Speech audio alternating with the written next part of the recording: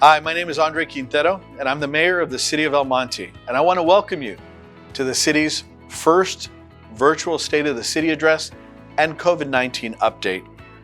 Given this pandemic and the challenges that so many of you are facing, we thought this would be a more appropriate way of conveying information about your city government through this virtual format. We do have a virtual city hall now in the city of El Monte, and this is just another way of being able to communicate important information about the budget and about the COVID-19 situation. We thank you very much for tuning in, and we hope the information you received today is useful and helpful to you. Thank you. This is an introduction to the Budget Finance Department. On August 28th, the city adopted the fiscal year 2020-2021 budget. I'd like to share with you some of the highlights of the budget.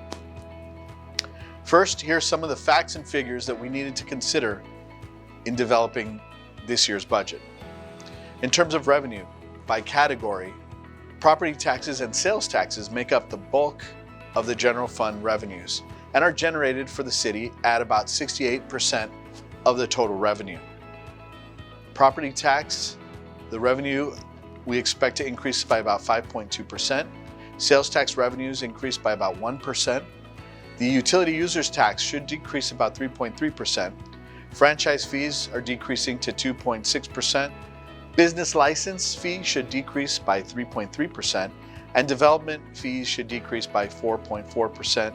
Fines and fees should decrease about 10.6%. The city's main resources of retail revenues continue to be automotive sales, about 44%, and online shopping at 19%, with all other sectors representing less than 10% each. This year we had to make some difficult choices to balance our budget in wake of COVID-19, which included asking our valued employees for pay concessions, which include furloughs, pay cuts, and deferred cost of living increases, freezing 17 general fund vacant full-time positions, eliminating all general fund capital improvement projects, slashing maintenance and operations, and the reduction in services that are currently restrictions under local and state health orders. For example, our aquatic facility. We have temporarily shut down our aquatic facility pursuant to mandates from the state and county. Should those mandates be lifted, we can reopen the aquatic facility. But we're doing that not just with that facility, but with all our facilities. However, we were still required to dip into our rainy day fund to make ends meet and balance the budget. Given the decline of the general fund revenue due to the pandemic, our finance staff is increasingly watchful of the further adverse changes that could affect revenue, and we're carefully monitoring operational expenditures to properly balance public services with the available funding. In 2012, our rainy day fund, our general reserves, were at about $4 million. And over the years, we've been able to keep building that back, and that was a goal of the City Council. This last year, we had a reserve of $20 million. That reserve is helping us to be able to make ends meet while we wait for further action from the federal government. As I'm sure you're all aware, the local government, the county, the state, we don't have the ability to print money. But the federal government does have the ability to enact changes that can help facilitate more revenue coming to cities like ours. One change in particular that we're hoping for is the passage of the HEROES Act. It was passed by the U.S. House of Representatives.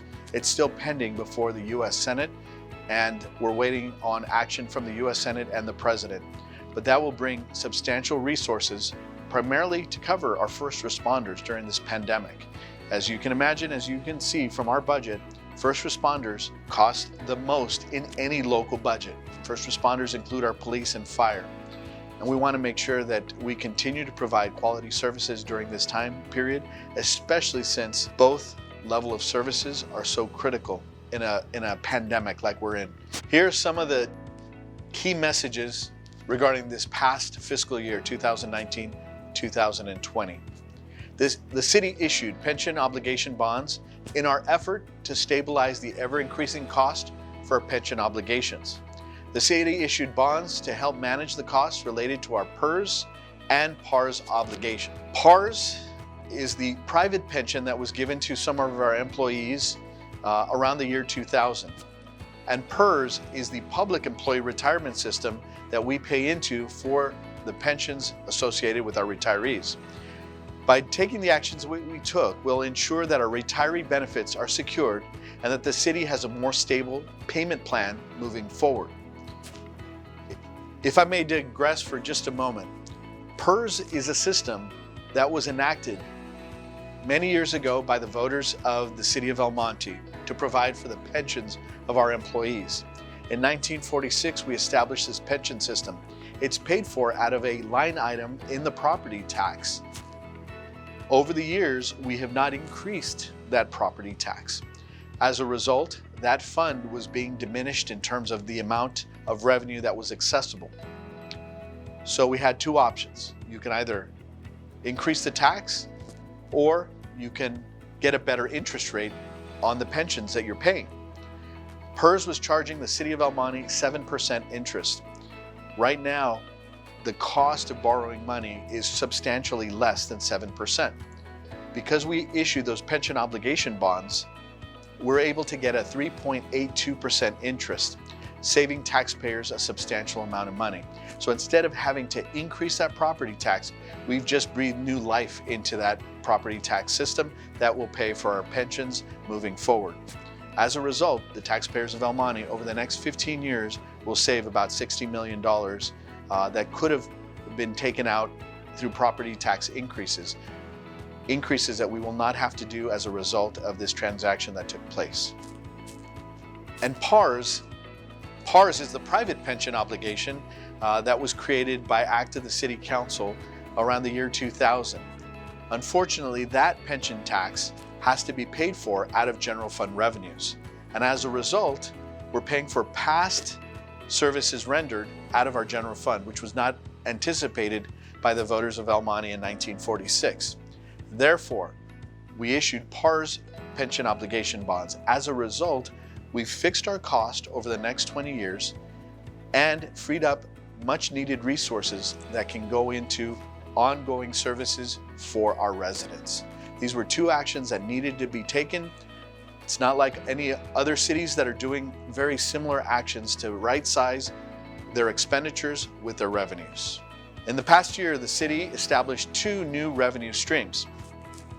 They include the new commercial cannabis ordinance and the freeway overlay billboard ordinance. For many years now, we have been plagued with illegal grow facilities that negatively impact our residential neighborhoods and take away needed police resources. Under the new ordinance, a maximum of 6 retail businesses will be allowed and manufacturing, cultivation, and distribution businesses will be limited to our industrial zones. The facilities will be strictly regulated by both the state and the city and will provide a new source of revenues to the city of El Monte. The ordinance was approved by the City Council in December of 2019. Then in March 2020, over 70% of El Monte voters approved a special tax on these cannabis businesses. Since it's a special tax, the funds need to be earmarked for specific programs. For El Monte, the consensus was to use these funds for children's services, including improvement of our parks and park programming, and also public safety programs to help close these illegal establishments that are within our city. Within 5 years, the revenues anticipated from this new resource should be between $4 to $5 million.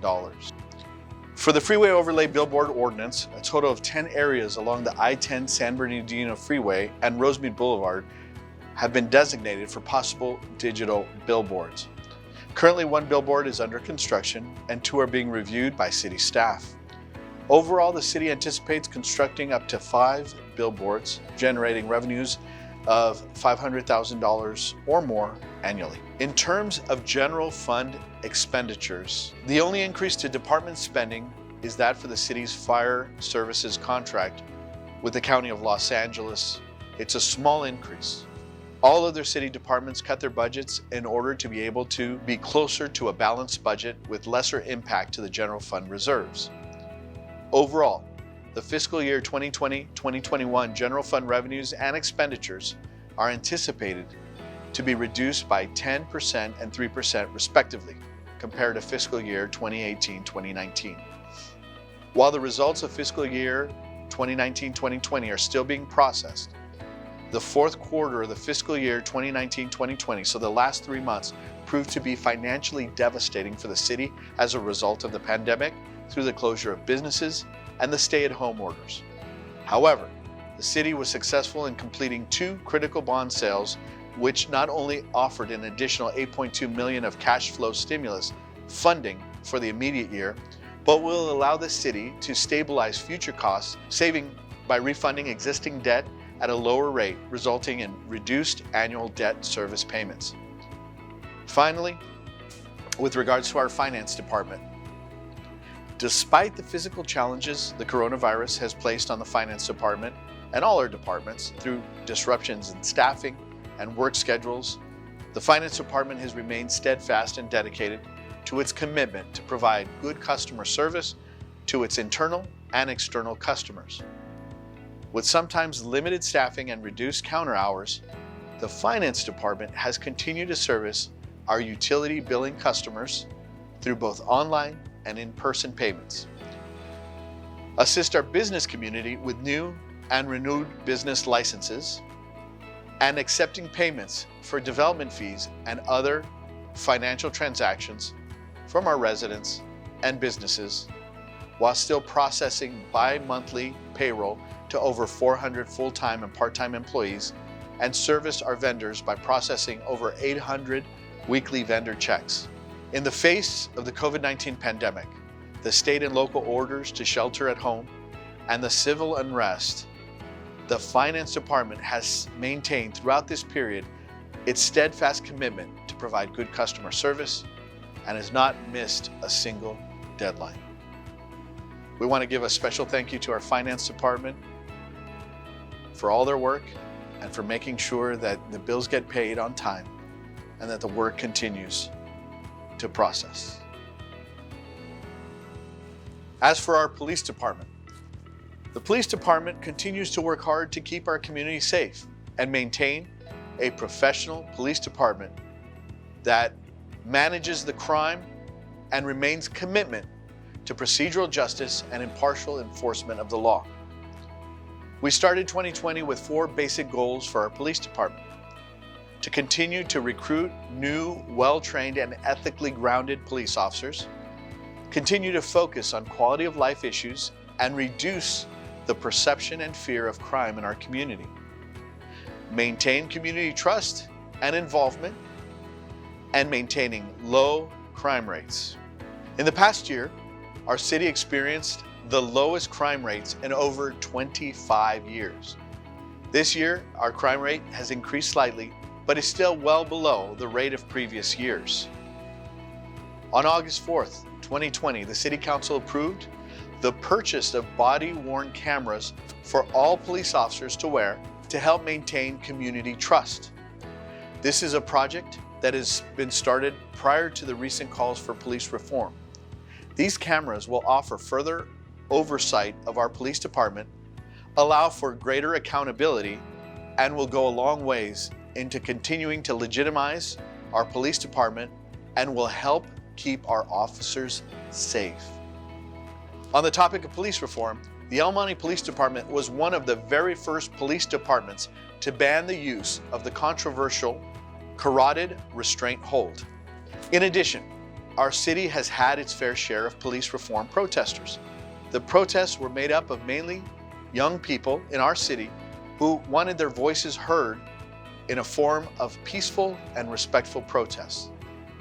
We are proud of the manner our young people reacted to the calls for social change in our region, and we're equally proud that our police department did not do anything to infringe on their right to protest. Our police department continues to be at the forefront of restorative justice. We were the second police department in the County of Los Angeles to offer the Youth Diversion and Development Program to minors involved in certain nonviolent crimes in our city. As an alternative to being arrested, cited, and entered into the criminal justice system, young people in our community are offered an opportunity to complete a diversion program to avoid criminal prosecution. This program benefits the entire family and keeps a young person's record clean to afford them opportunities in the future. The COVID-19 pandemic has caused financial hardships throughout our region and state. As such, the police department had to make budget concessions without compromising public safety. Our police department participates in the Federal Asset Forfeiture Program.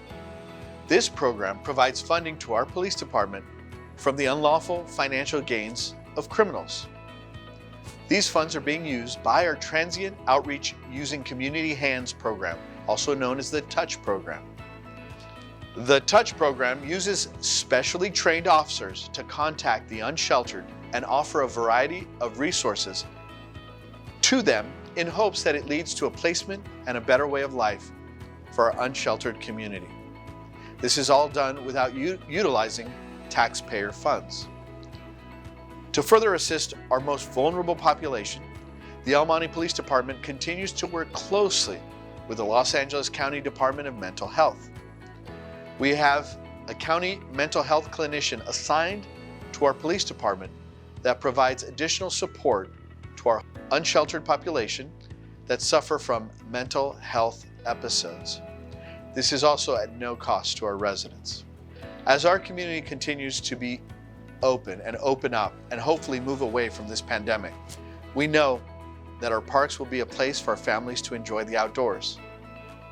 The police department continues its park patrols and have completed over 1,600 patrols of our parks this year in an effort to keep them safe.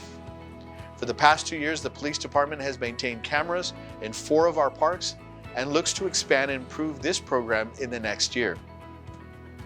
These cameras will be purchased utilizing federal asset forfeiture funds. Community and Economic Development Department. It is no secret that El Monte, more so now than ever before, is a hub for all types of new construction. The foundation for that growth is the city's Vision 2011 General Plan. It called for growth to be focused in specific areas of the city: the downtown area, the auto hub where the I-10 and San Bernardino Freeway and Valley Boulevard intersect, the northwest industrial area, and newly created mixed-use corridors along Garvey Avenue, Peck Road, and Durfee Avenue.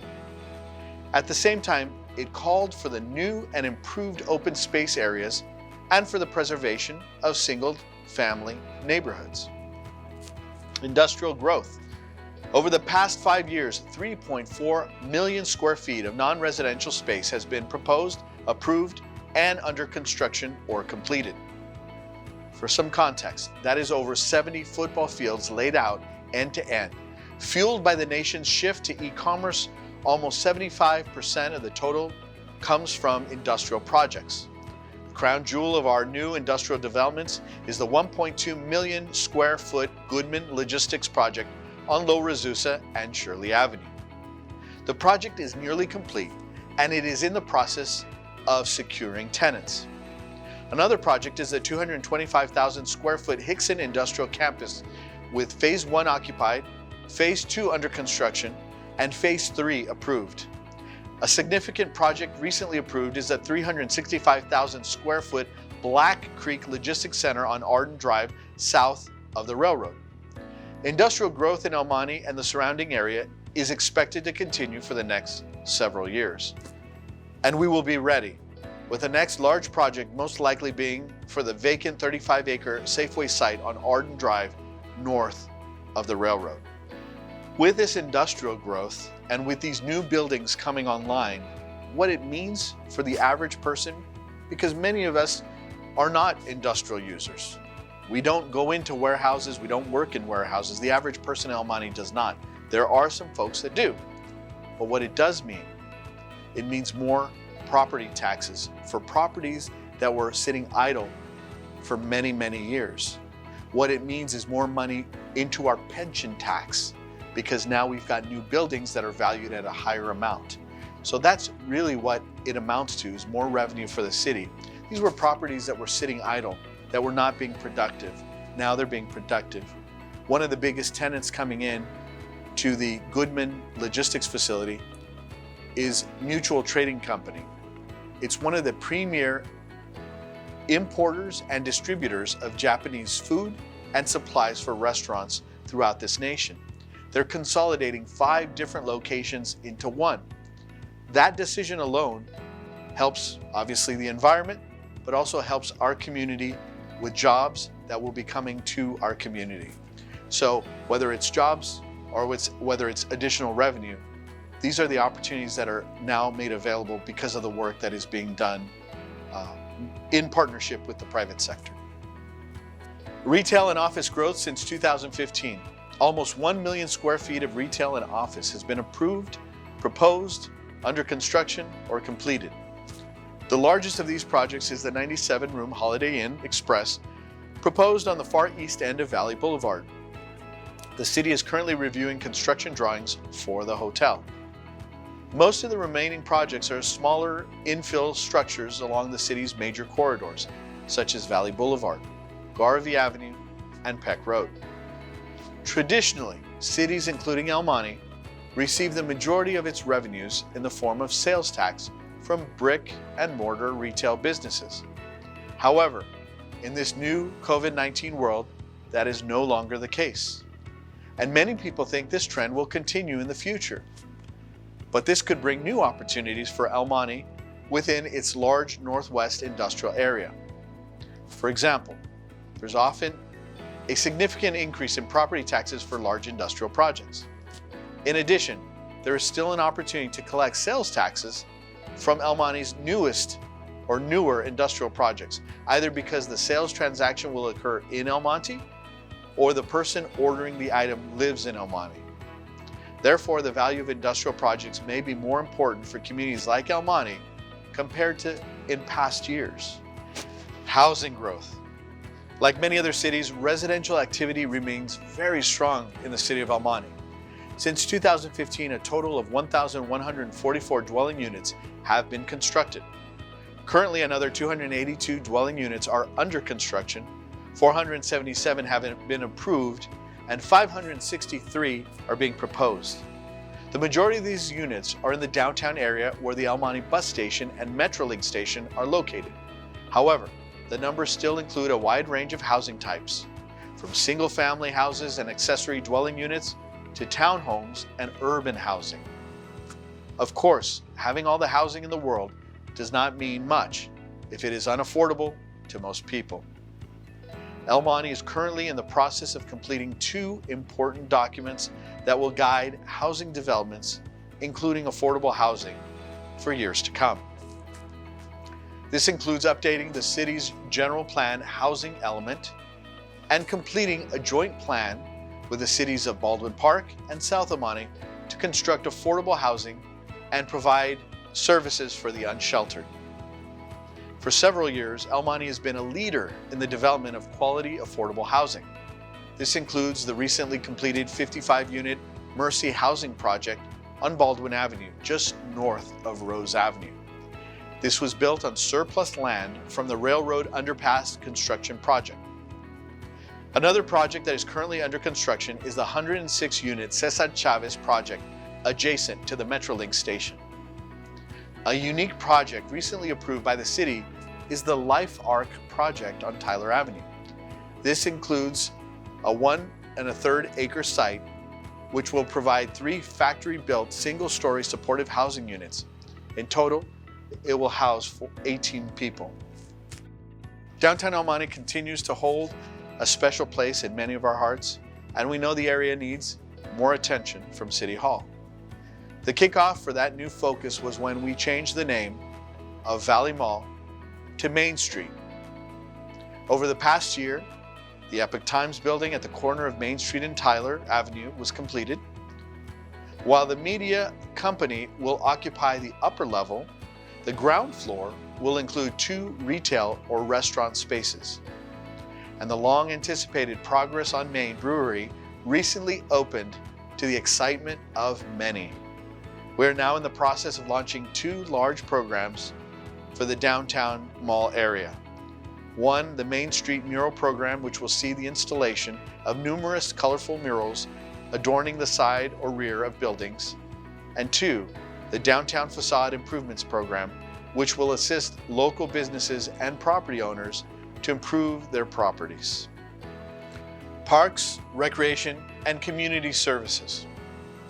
The City of El Monte Parks, Recreation, and Community Services Department operate a rich, extensively diverse parks and recreation system that provides leisure and recreational opportunities for thousands of community members and visitors daily. The department's scope of services includes a vast array of community, recreational, and cultural services, facility rentals, planning and development projects, as well as activities and programs for every age, including our seniors. With a mission to create community throughout people, parks, and programs, the department oversees 44.2 acres of land. This vast portfolio contains 4.5 miles of trails through 9 park sites. Our facilities include 4 recreation centers, 1 senior activity nutrition center, 1 state-of-the-art aquatic center, 2 historical museums, and 1 gymnasium. The department continues to work diligently to provide our community with a balanced, sustainable, and value-focused parks and recreation system with a goal to create a meaningful sense of community. The department includes the following divisions: Administration, Aquatics, Community and Senior Services, Facilities, Special Programs and Events, and Parks and Recreation. The department also works in collaboration with our stakeholders to continue and develop additional parks, enhance recreational and cultural facilities and programs that meet the needs of our vibrant, growing, and diverse community. The Administration Division has been working closely with various community stakeholders to complete park improvement projects.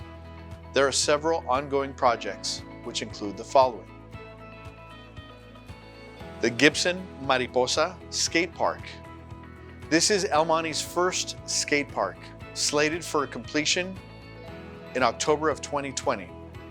This purpose-built recreational skate park will feature a skatable art, obstacles, and a butterfly bowl as the focal point. The Fletcher Fetch Dog Park. El Monte's first dog park is anticipated to be open in September of 2020. Fletcher Park has been revitalized to include our 4-legged friends. With a walking path around the exterior of the dog park, our residents can enjoy a nice stroll while accompanying their pets to a space dedicated just for them. The Lambert Park Phase 1 project. Phase 1 is anticipated to be completed in December of 2020, with the construction of a level 4 state-of-the-art snack bar and restroom facility, playground equipment, lighting, exercise equipment, and walking paths. Mountain View Park Mini Pitch. El Monte is a recipient of a $60,000 grant from the USA Soccer Foundation and Target to convert the northern basketball court at Mountain View Park into a mini pitch soccer space. Soccer is a largely followed sport among El Monte residents, and the city is excited to partner with the USA Soccer Foundation and Target to provide a dedicated space. This renovation is anticipated to be completed in December of 2020. Zamora Park Revitalization Project. In partnership with the Trust for Public Land, the department has been able to secure $3.9 million for this project. The city and the Trust for Public Land are constantly seeking grant funding to complete the project and will be applying for Prop 68 funding in December of 2020 to close the funding gap.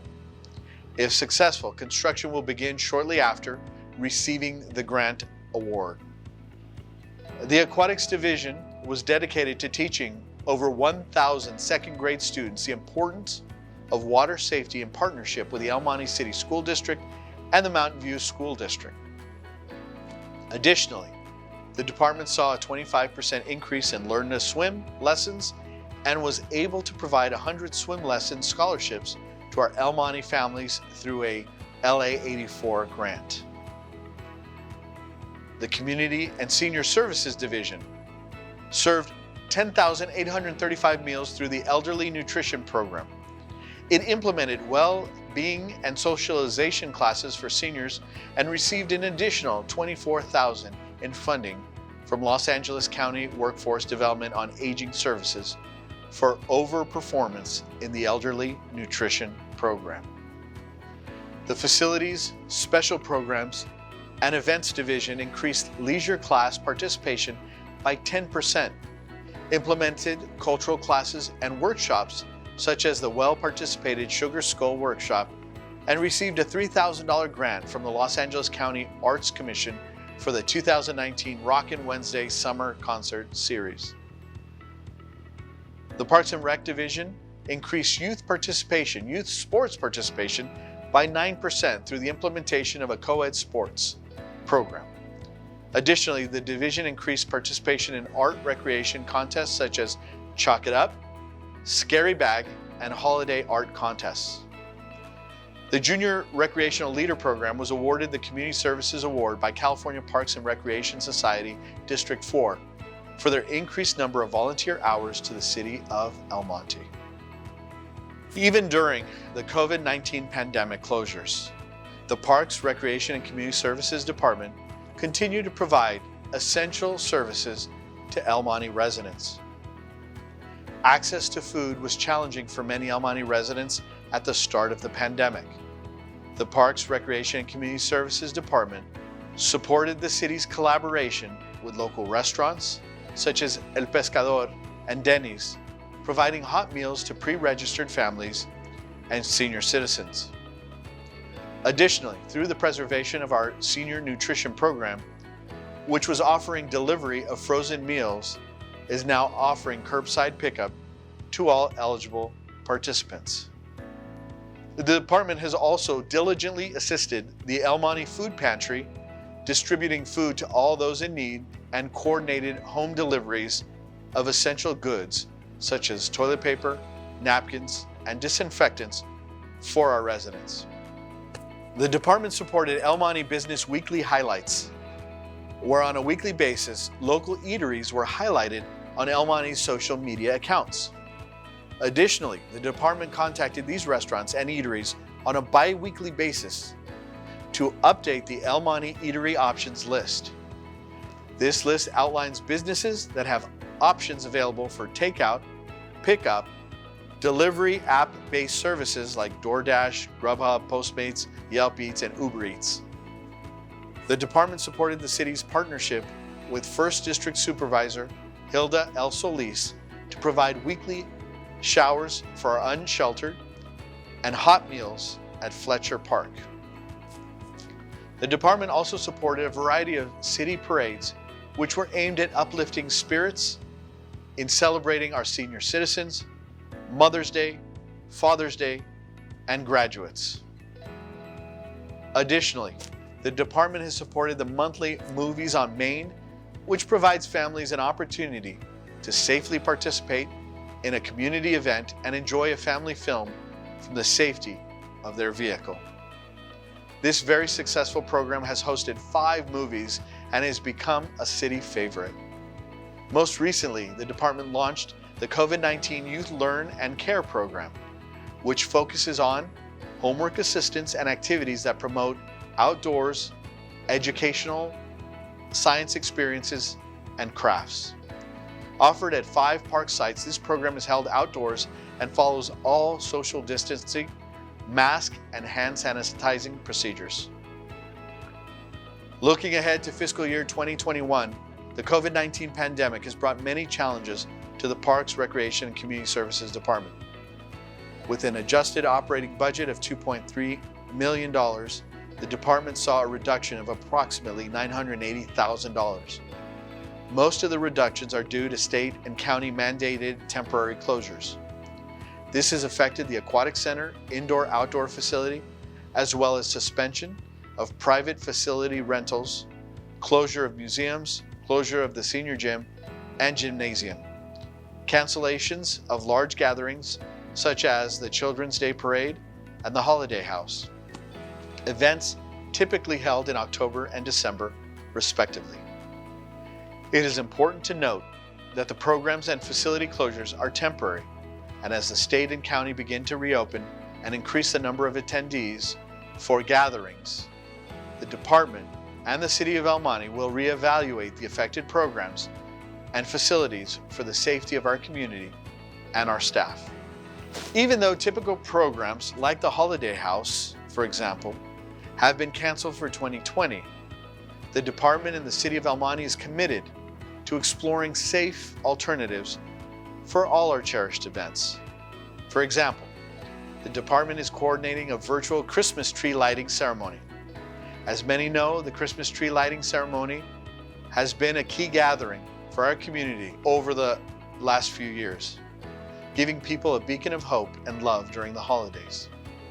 This year will be no different. Although our residents may not be able to partake in the ceremony, the city will be streaming the ceremony on social media and will also make it available to watch on YouTube. The El Monte City Council will also be present and will give a few words to capture this joyous moment. The goal of Parks, Recreation, and Community Services Department is to serve the community and its residents first and foremost. Our goal is to ensure that our residents and our entire family here at the City of El Monte have every means available to them to stay safe and healthy during these challenging times. In the face of adversity, our city staff will continue to work diligently for our residents so that no family, senior citizen goes without food and is able to stay up to date on our programming and various events. As we navigate through COVID-19 and the impact that it has had on our community, we will continue to find new and creative ways to maintain our way of life and do our best to create community throughout our community with our people, our parks, and through our programs. The Public Works Maintenance Department, or Orange Shirts as some might refer to them, do the everyday work to ensure our city infrastructure is running smoothly. They take care of our city facilities, parks, and public rights of way. This year, we filled over 2,130 potholes. We also aggressively completed street repairs that we'll discuss later. Our Public Works Maintenance has placed over 72 tons of asphalt and removed over 13,000 square feet of graffiti. 370 tons of bulky items have been taken off the streets, which is equivalent to 13,200 full-size mattresses. Our Public Works Maintenance Division is also responsible for projects that may not be as large as capital improvement projects, also known as CIPs, but are still vital to the community. Currently, they are working at the old dental office at 3701 Santa Anita. It is a demolition project and is scheduled to be completed by the end of this month. The Senior Center roof was just completed and we're currently revitalizing 5 Points medians.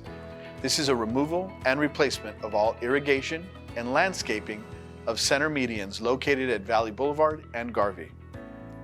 The project will use the city's newly adopted landscaping design and is anticipated to be completed by the first week of November.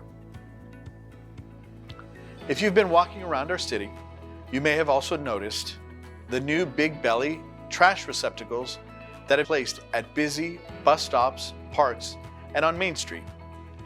These Big Belly trash receptacles compact trash and alert maintenance staff via the internet when a receptacle is 3/4 full. Big Belly trash containers were purchased at no additional cost to the city's general fund. Public Works Maintenance Division has also spent a great deal of time revitalizing Main Street. You may have noticed the farmers market, the brighter street lights, the new asphalt overlay that was done on the southwest parking lot, the new drinking station that fills water bottles, or string lights that hang at Main Street Plaza. These are all great additions, but one that stands out was the installation of 2 new EV charging stations located at Norm's parking lot. Not only is it great for the environment, but by promoting the reduction of greenhouse gases and eliminating the need for fossil fuels, it provides a hub for people to visit. That parking lot was not the only place where charging stations were installed. Residents, staff, and stakeholders now have access to EV charging stations at City Hall, Main Street, the Public Works Yard, and the Metrolink station, with more to come. Since we're in an economically challenged community, it is important for our residents to know that they can have access to those same benefits like those offered in neighborhoods that may be more economically strong. For the last 6 months, the Public Works maintenance team has completed normal activities and has also shifted their work to emphasize COVID-19 related duties. Some of these duties include assisting and overseeing food distribution events, providing plexiglass safe work areas as required per COVID-19 safe work area standards, providing extra cleaning supplies and hand sanitizing stations at all city facilities, and providing hand washing stations, outdoor sinks, at 3 city facilities. The Transportation Division accomplished numerous tasks this past year. However, the COVID-19 pandemic affected services, programming, and ridership numbers. Normally, fixed route bus service provides over 420,000 riders with annual transportation. This amounts to 35,000 monthly. During the COVID-19, ridership numbers have dropped to 10,000 or 18,000 monthly riders. Dial-a-Ride and commuter shuttle services also have experienced significant reduction in ridership due to the pandemic. The commuter shuttle normally transports 56,000 riders each year. There has been a 60% reduction in ridership. But with this pandemic came adjustments. The city has continued to move forward to ensure our riders and staff remain safe. Equipment was purchased to help protect the public from the spread of COVID-19 by disinfecting the buses with a fogger. Protective barriers for all buses, cutaways, and MVI DAR vehicles were also purchased and installed to protect the public and our drivers. The city approved a special cleaning services contract to provide additional bus stop and shelter disinfecting services. An emergency taxi service program was implemented to provide transportation services to residents to essential locations such as medical and dental appointments, grocery shopping, and banking. Over 400 trips have been provided to date. The Foothill Bus Stop and Shelter Grant allowed the city to upgrade 10 bus stops with new amenities. Located on Cogswell Drive, a new trolley station was designed with construction completed in August. The Transportation Division delivered over 3,000 meals during COVID-19 pandemic to seniors and disabled residents of El Monte. Staff applied for a grant to build a new renewable natural gas station. We're awaiting awardees to be notified in November. The Water and Sewer divisions are responsible for the maintenance and repair of their respective systems. Water currently serves over 3,400 customers, and sewer maintains 125 miles of mainline sewer pipeline. Utilities currently have over $15 million in upgrades scheduled for this upcoming year. Some of these highlights are a SCADA upgrade. This is currently out for RFP. SCADA monitors and controls field devices from a remote location. We have a water and sewer mainline replacement along Nevada Bodger, which has finished the last constructability review and is going to bid mid-September. A reservoir upgrade at the city yard is also in progress. We recently hired a construction manager and are currently finishing specifications to go out to bid.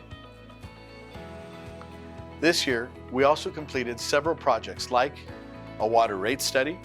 We replaced water services on Santa Anita, installed storm drain catch bin screens, replaced 1,300 water meter registers, installed monitoring chlorine residual on the SCADA at the water distribution wells, installed LED lighting on the elevated tank, installed a roof over well number 2, installed barrier fence at well number 10, replaced battery backup units at the water well sites, removed and replaced Lambert Park sewer lift station pump, cleaned over 80,000 linear feet of sewer main, repaired sewer smart covers that monitor systems for overflows, mitigated all areas of concerns for sewer system overflows, no SSOs as they say in sewer lingo, Public Works Engineering Division oversees the city's capital improvement program with approximately $44 million of programmed projects this fiscal year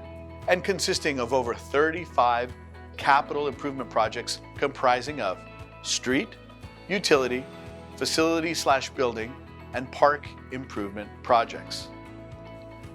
Under the capital improvement program, the city has many projects in the design phase and several projects currently in construction, such as the citywide slurry and chip seal improvements project, the Lambert Park improvement project, the Gibson Mariposa skate park, the Ramona Boulevard Valley Boulevard intersection improvement, and the Valley Arden storm drain improvement project. The city is currently finalizing construction of the citywide slurry and chip seal improvements project located in the Mountain View neighborhood and is scheduled to be completed by the end of September. This project consists of resurfacing chip sealing and slurry sealing of roadway pavement of over 30 streets. The project also includes bikeway striping, planting of street trees, and reconstructing curb ramp for ADA compliance. The annual citywide pavement improvement program will continue with upcoming projects currently under design and will tentatively begin construction next spring of 2021 in the Northwood Cherry Lee neighborhood and Elliott Fern Avenues. They will be followed by the street improvement project in Nevada Avenue, Bodger Street, in that area late in summer of 2021. Earlier this year, the city began a major street improvement project at the Ramona Boulevard Valley Boulevard intersection, which is anticipated to be completed by early 2021. This project will be followed by another major improvement project along Ramona Boulevard between Peck Road and Eastern City limits, and anticipated to begin in spring of 2021. Several park improvements are currently underway with Lambert Park Improvement Project Phase 1, Fletcher Dog Park Improvement Project, and Gibson Mariposa Skate Park Project. These began construction earlier this year and are all anticipated to be completed by the end of this calendar year, which I'll go into later. In developing the city's capital improvement program, the community's safety and well-being is at the forefront. The city recently completed a Durfee-Ramona sidewalk improvement project back in July, repairing uplifted and damaged sidewalks, as well as reconstructing curb ramps for ADA compliance. The city is continuing to prioritize the walkability of our city streets by developing a sidewalk master plan. The master plan is scheduled to be completed by spring 2021, which surveys the condition of sidewalk and curb ramps citywide. Other safety improvement projects in the queue are upgrading the city's traffic signal equipment at over 40 intersections along Garvey, Santa Anita Avenue, and Peck Avenues to improve safety for pedestrians, bicyclists, and motorists. Currently in the planning phases are traffic calming projects along Parkway Drive and along Merced Avenue. These projects mitigate traffic safety along these streets and prioritize pedestrian and bicycle safety. The city is focused on expanding its bicycle network with projects currently under planning and design phases to install approximately over 14 miles of bike lanes along various street segments around Durfee Avenue, Elliott Avenue, Fern Avenue, Tyler Avenue, Santa Anita Avenue, Brockway Avenue, and Ramona Boulevard, which will begin installation as early as spring of 2021. Currently, the city has over $7 million in secured grant funds ranging from Metro Call for Projects, CDBG, and Measure M multi-year sub-regional program. The city also currently has 2 grant applications under the Safe Clean Water Project grant being recommended for funding by the Regional Oversight Committee. This is approximately an additional $5 million in funding. City staff continues to be active in pursuing future grants to assist funding of street and safety improvement projects such as active transportation programs and highway safety improvement grants to be submitted next month. On March 17th, the City Council declared a state of emergency for our city of 115,000 residents in the 10 square miles that we call home. This is my 11th year as mayor of the city of El Monte, the 10th largest city in the most populous county in the nation. None of us have ever experienced anything like this during our lifetimes, and certainly not during my tenure as mayor. Together with my colleagues, the city management and staff, our primary focus was providing the basic needs for our residents: housing and food. From there, we also worked with our business community to assist as they try to survive the devastation of closures due to stay-at-home orders. This has been a team effort with the leadership and support of my colleagues on the council, the hard work of the city staff, and the patience and resiliency of our residents. We've been able to get through this crisis so far. We enacted a temporary eviction moratorium. 2 days after the emergency was declared, the City Council passed the first of a series of eviction moratoria. We knew that we needed to protect tenants and ensure that they could stay in their homes to prevent homelessness and maintain our sense of community. On June 5th, 2020, we passed an urgency ordinance basically connecting the city to the eviction moratorium of the County of Los Angeles. Among other protections, the county moratorium bans evictions for non-payment of rent, prohibits late fees and/or interest for unpaid rent, and allows up to 12 months to pay back rent. The Small Business Grant Program, we funded it to the tune of about $550,000. Our city was one of the first to roll out the Small Business Grant Program, which provided a one-time grant of $10,000 per eligible small business. To date, 55 of the small businesses have received funding from the city of El Monte to assist in keeping their operations viable during the pandemic. Not only is this important to our local economy, but also, more importantly, it helped people keep their employment. Just to put this into some perspective, we had 750 applications for this program. As more revenues become available to the city through the federal government, we will continue to provide assistance to those businesses. We initially rolled it out as a first-come, first-served program. We obviously had a lot of people apply. As federal resources become more available, we will continue to provide resources directly to these businesses in our community that have already applied. Rapid Rehousing Program, $220,000. We were trying to help as many of our families as possible to help them stay in their homes. So we rolled out a second rental assistance program to provide a one-time rental assistance of up to $1,200 for 1 month's rent per household to help renters in the city of El Monte.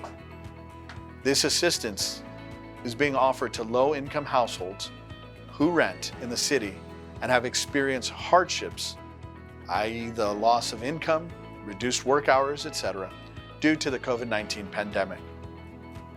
Or we've also provided for homeless or at-risk homeless individuals and families in the city. Legal advocacy, neighborhood legal services, $50,000.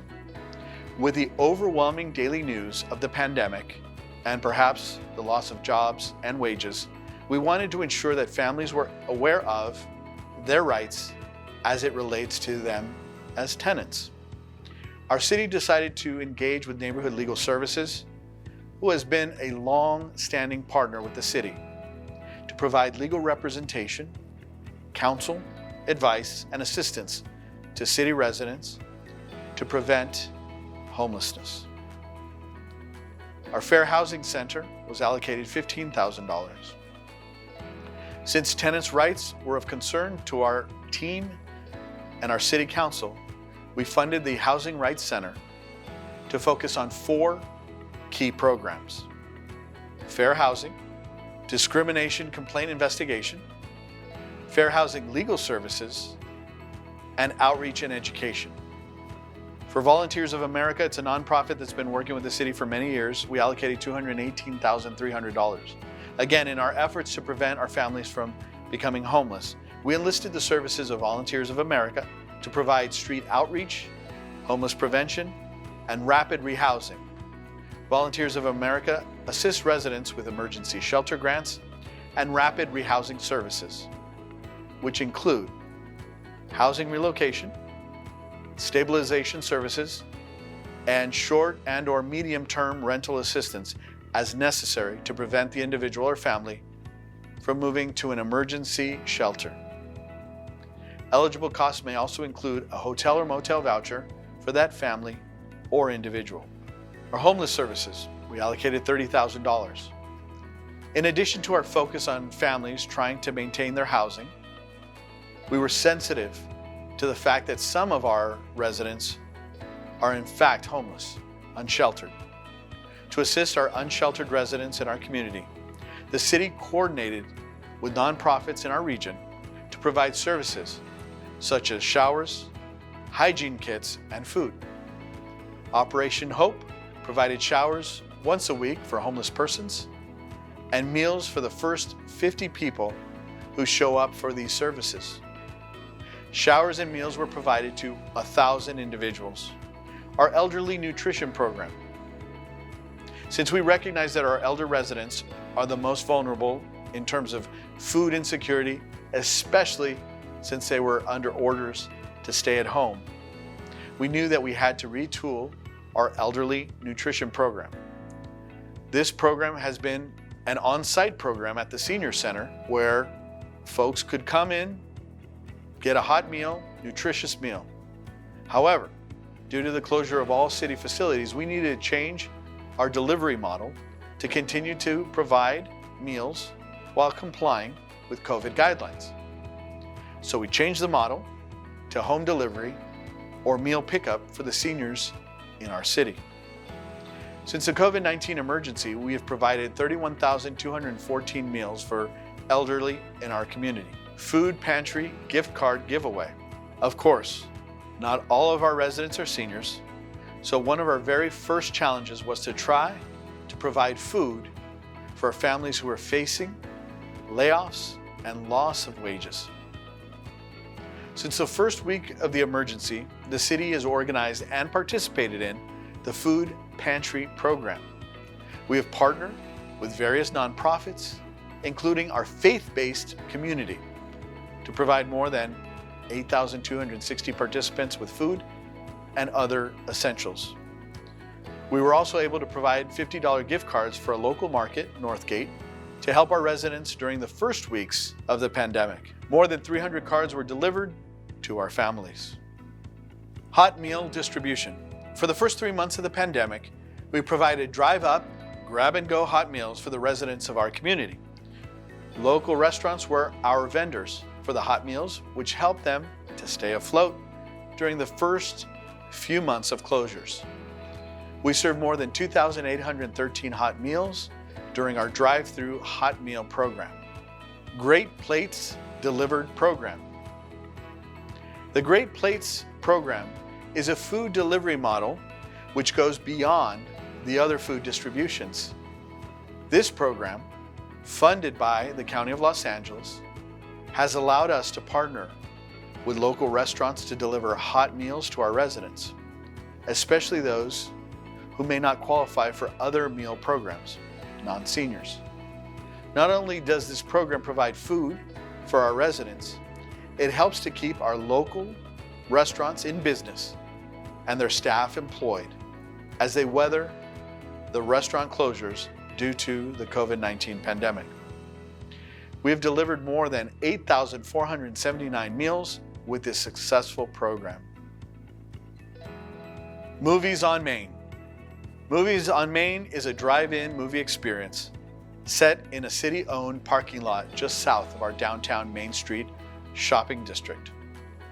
The city of El Monte was the first city in the county to provide this exciting and nostalgic entertainment experience with an emphasis on safety, social distancing, and family fun.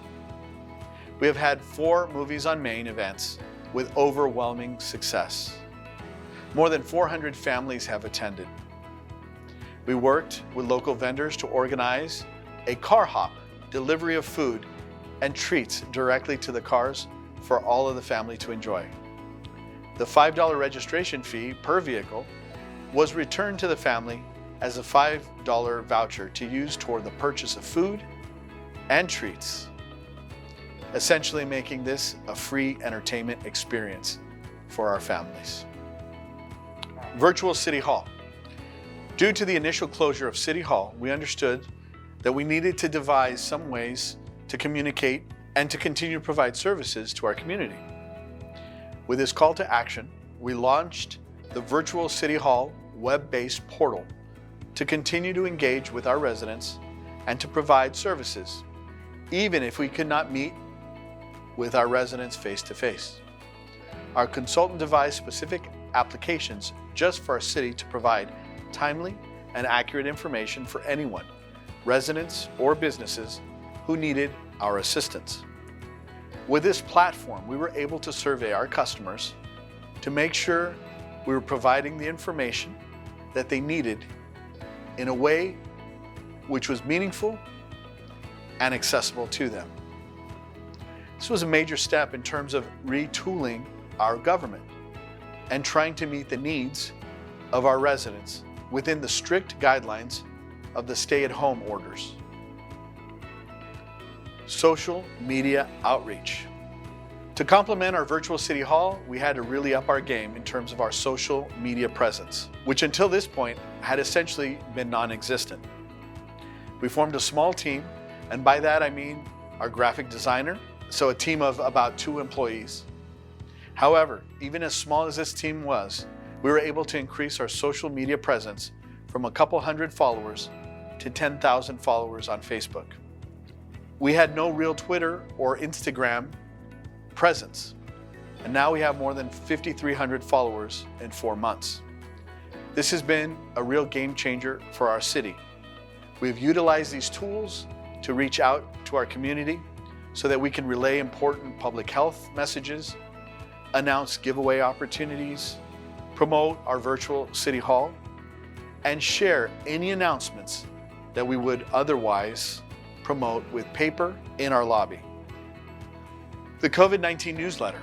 Understanding that many of our residents may not rely on social media for their information regarding City Hall, we developed a comprehensive newsletter to deliver to every household in the city of El Monte. Our new newsletters are complete with vital updates and contact information related to the many programs that we've been able to implement in the last 4 months. Hotspots for distance learning.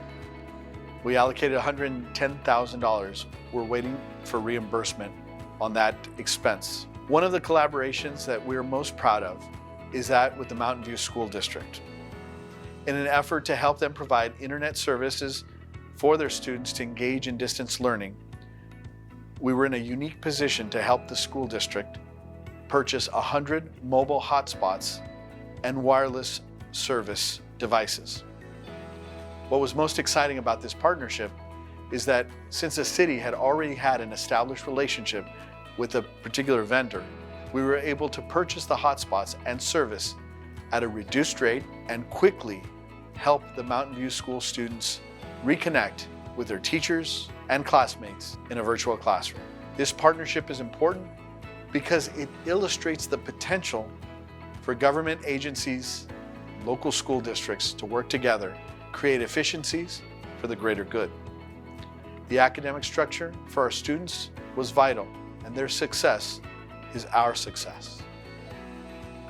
In closing, as we go through this pandemic and we're still waiting on a vaccine, we have to continue doing very simple things that will help keep us safe. Those include wearing masks, distancing physically from others, and washing our hands. This has been a very challenging time for so many of our residents, for so many of our businesses, for so many of our families. We are in this together, and we are stronger together. As we continue to provide service to you, please do not hesitate to visit us at our virtual City Hall. Leave some messages there. On our social media, leave us messages there so that we can continue to improve our delivery of services during this time. I want to give a special thank you to our city manager and the management team, to the entire staff of the City of El Monte, for all the work that they do for us on a daily basis. I want to thank the City Council for working together to try to do the best we can in these very challenging times. But most importantly, I want to thank each and every one of you for all the sacrifices, the challenges, the hardships that you've had to endure, and you've done it with courage, with faith, and with the belief that we will eventually get through this and we will be better and stronger in the end.